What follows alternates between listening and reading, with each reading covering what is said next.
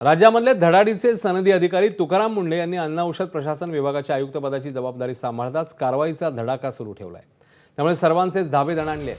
औषध विक्रीवरील रुग्णालयाची मक्तेदारी आता संपणार आहे। एफडीए आयुक्त तुकाराम मुंढेंनी या संदर्भातले आदेश काढले आहेत। रुग्णालय कोणत्याही रुग्णाला त्याच फार्मसीतून औषध घेण्यास बळजबरी करू शकत नाही। या संदर्भात आदेशाचं उल्लंघन केलं तर कारवाईचा इशारा तुकाराम मुंढेंनी दिलाय। तर राज्यातल्या काही ठिकाणी अवैध गुटखा, पान मसाला आणि तत्सम पदार्थांची विक्री रोखण्याकरता तुकाराम मुंढेंनी मोठा निर्णय घेतलाय। गुटख्याची विक्री करणाऱ्या उत्पादकापासून ते विक्री करणाऱ्यापर्यंत सगळ्यांवर मकोका अंतर्गत कारवाई करण्यात येणार आहे। हॉस्पिटलमध्ये कुणी पेशंट ॲडमिट जर असेल आणि त्याला जे काही औषधी लागत असतील तर ते त्यांच्याच फार्मसीमधून घ्यायचे अशा काही कंप्लेंट नसतात आमच्याकडे। By law they cannot force any hospital तिथूनच घ्यायचं मॅन्डेट नाही आहे।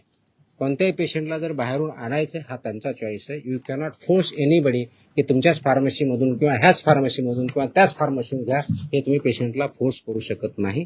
त्यांना तुम्हाला प्रिस्क्रिप्शन द्यावं लागेल। प्रिस्क्रिप्शन दिल्यानंतर त्यांना जिथून आणायचे तिथून आणतील। त्याच्यामुळे यू कॅनॉट फोर्स की तुमच्याच फार्मसीमध्ये घ्यावा, तो पण आदेश आज आम्ही पारित केलेला आहे। प्रोहिबिटेड आयटम असतानाही, फूड आयटम असतानाही महाराष्ट्रातल्या ऑलमोस्ट सगळ्या ठिकाणी हा गुटखा विकला जातो आणि कंझ्युम केला जातो, ही रियालिटी आपण बघतोय। मग याच्यावरती पर्याय काय?